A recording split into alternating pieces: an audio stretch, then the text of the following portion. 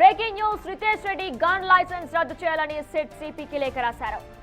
Moinabad farm house కేసులో pilot Rohit Reddy సోదరుడు Ritesh Reddy gun తో పోలీసులపై కాల్పులు జరిపారు. రివాల్వర్ ను దుర్వినియోగం చేసినందుకు చర్యలు తీసుకోవాలంటూ సిపికు లేఖలో రాశారు.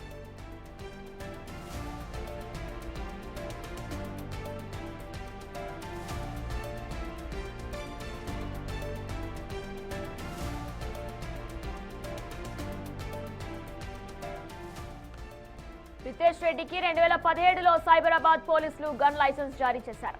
అలాగే pilot Rohit Reddy farm house ను సీజ్ చేయాలని రెవెన్యూ అధికారులకు కూడా సిట్ లేఖ రాస్తున్నాయి. అక్రమాలకు అడ్డాగా pilot Rohit Reddy farm house మారిందని గుర్తించారు. రెవెన్యూ రికార్డులను పరిశీలించిన అనంతరం చర్యలు తీసుకోనున్నారు అధికారులు.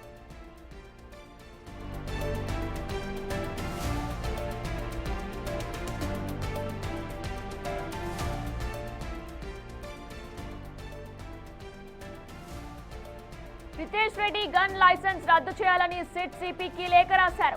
మొయినాబాద్ ఫామ్ హౌస్ కేసులో పైలట్ రోహిత్ రెడ్డి సోదరుడు రితేష్ రెడ్డి గన్ తో పోలీసులపై కాల్పులు జరిపారు.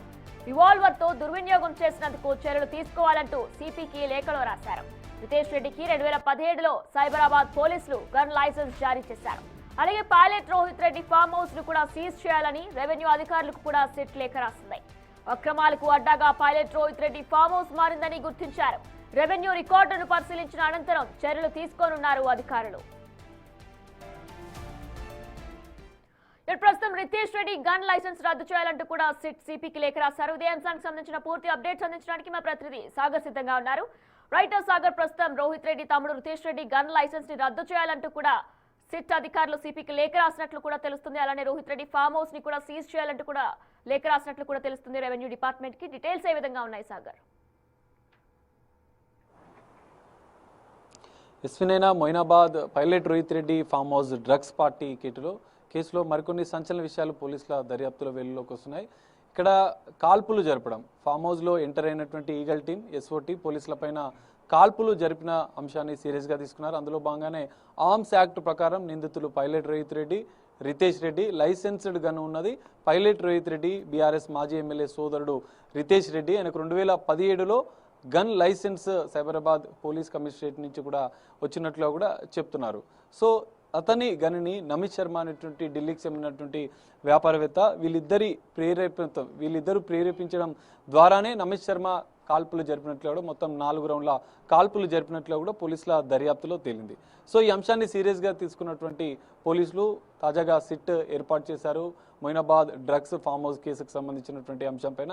సో సిట్ అధికారులు దర్యాప్తును వేగవంతం చేయడంతో పాటుగా పోలీసులపై కాల్పులు జరపడాన్ని ఇటు ఆర్మ్స్ యాక్ట్ ప్రకారం కేసు నమోదు చేశారు, అటెంప్ట్ మర్డర్ ప్రకారం కూడా కేసు నమోదు చేశారు.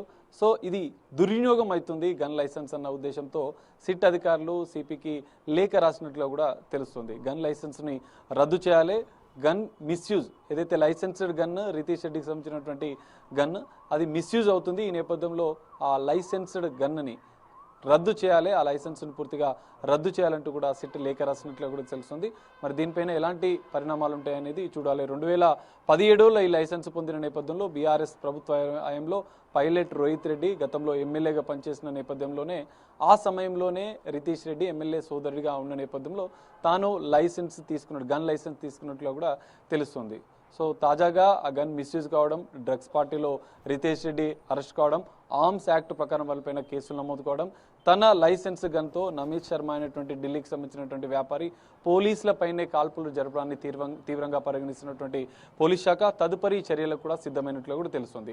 మరోవైపు ఫామ్ హౌస్ వంశాన్ని కూడా ఫామ్ హౌస్ కేసులో దర్యాప్తును కూడా ముమ్మరం చేసిన సిట్ బృందం కొద్దిసేపటి క్రితమే సిట్ కార్యాలయంలో future city CP Sudheer Babu ఆధ్వర్యంలో సిట్ అధికారుల సిట్ బృందంతో నూతన ఏర్పడినటువంటి సిట్ బృందంతో సమావేశం ఏర్పాటు చేశారు. అయితే ఇక్కడ ఫామ్ హౌస్కు సంబంధించినటువంటి అంశాన్ని కూడా సీరియస్గా తీసుకున్నారు.